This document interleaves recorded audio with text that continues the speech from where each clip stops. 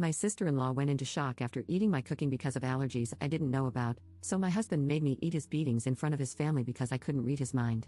My husband, 36M, and I, 30F, have been married for 6 years, and we have 2 kids, 4F and 2M. We didn't discuss this before marriage, but when I gave birth to our daughter, I just couldn't manage working, taking care of our daughter, and doing all the household chores, so now I'm a stay-at-home mom. There were times when I needed help at home, but I felt like I couldn't ask for it because I wasn't bringing in any money. It was also very difficult for me to be financially dependent on my husband.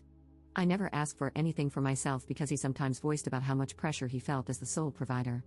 Fast forward to 3 days ago, his younger sister lives in another country and comes to town once or twice a year. Last week, she told him she would visit, so my husband and I invited the family over for dinner. We were all having a good time until my sister-in-law started coughing and had trouble breathing. It was then that I knew she was horribly allergic to peanuts. We all rushed to her side to help. Then, I got slapped on the face from behind. I was facing away from my husband, so I didn't see it coming. I tried to explain that no one had told me before, and I had only seen her a few times after the wedding and never cooked for her. He was yelling at me the whole time I was trying to explain myself. When I told him that he knew I would be doing all the cooking for tonight, why didn't he think of telling me about it? He pushed me down on the couch and smacked me on the arms, back, and the back of my head. His family rushed to us and stopped him. They checked if I was okay for a minute, then went back to my sister-in-law's side. His older brother stayed by my side to ensure I was okay and to see if I needed anything. After a few minutes, my husband came back to the living room and acted like nothing had happened. My brother-in-law asked him if he had told me about their sister's allergy before, and he didn't answer. I told him I never knew about it until now. My in-laws checked on me one more time and then excused themselves. Only his older brother stayed with us. He asked me if it was the first time my husband had laid his hands on me. I couldn't answer with my husband sitting across from us. He suggested we take some time to process and think about what had just happened. I left that night with my brother-in-law and took my kids with me. I'm still with him and his wife, as my family lives in another country, and they wouldn't approve of my situation to begin with. Both my brother-in-law and his wife suggest I stay until my husband realizes what he really did.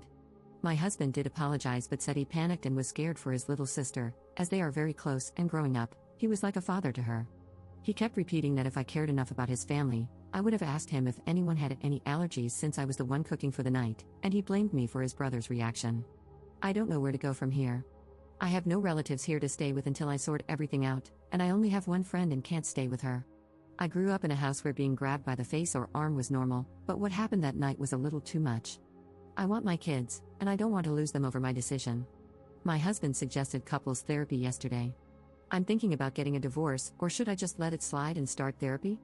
I really have to think about it all because I know my family won't support me with my decision, and I will be on my own. Edit. My sister-in-law is okay.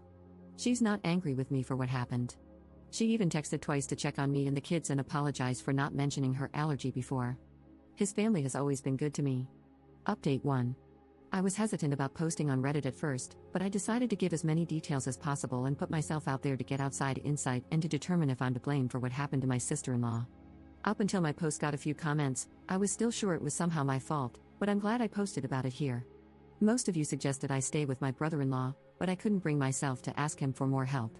Then last night, he asked me if it's okay to talk about it now. I told him some things because I couldn't lay it all out.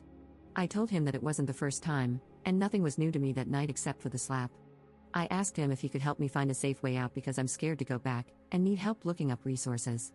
Both he and his wife assured me that my kids and I are more than welcome to stay with them until I get back on my feet. They made it clear that they're willing to help us in any way possible. My brother-in-law said I have the right to decide what to do about it and that he could even drive me to report my husband if that's what I want, but just don't get him involved. I understood, and I thanked them for everything and promised them I would try to find a job as soon as possible. He also mentioned that my mother-in-law offered to pay 3 months' rent and childcare if I'm planning to leave, but he thinks it's better for me to stay with them for now. He promised he would make sure my mother-in-law follows through once I find a job because it will be more helpful then since it will be hard taking care of the kids and working. He told me to never feel like I owe them something because I would have done the same for them, as I met my husband through my brother-in-law when I worked with him for 6 months, and that he doesn't want my children to grow up wondering why no one loved them enough to step up and help their mother or end up abused or being abusers in the future. His words made me wonder, if he referred to his own brother as an abuser, then why am I still trying to look for ways to justify it or accept the blame? Although I'm not planning to get the police involved, my brother-in-law's wife is helping me document everything. She took pictures of the marks the moment we made it to their house. She's also helping me get him to admit to everything that happened that night and before. To this moment, I have 2 texts and 1 recorded call, along with other pictures I took before. I don't know why I ever took them because I never planned on doing anything. She said even if I'm not planning to press charges now, I should document everything just in case for later, and citing safety would be enough reason for my delay. As for my family, I called my parents this morning, and they weren't happy with what I told them. It's nothing I didn't expect.